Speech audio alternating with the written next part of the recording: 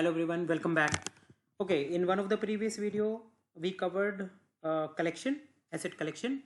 So basically there are two type, static collection and dynamic collection. Static collection are where I'll select the properties of a asset and I'll just add it to a collection.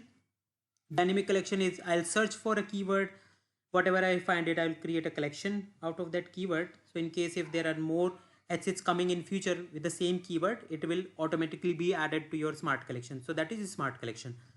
Okay, now there is one more difference I found today and I thought I will just share it with you guys.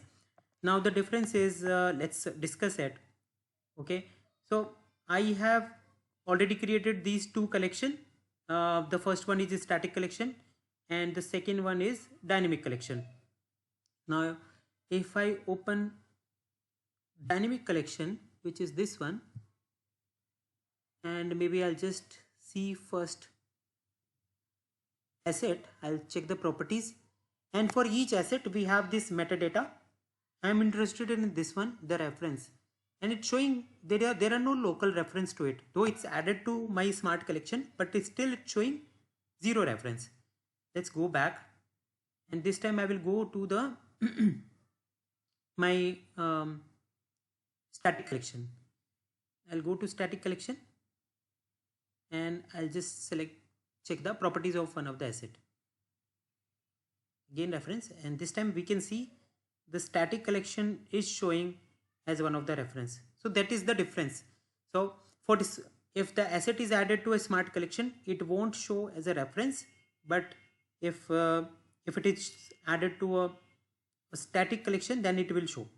Okay, now let's try it. So what I will do, I'll go back to my smart collection,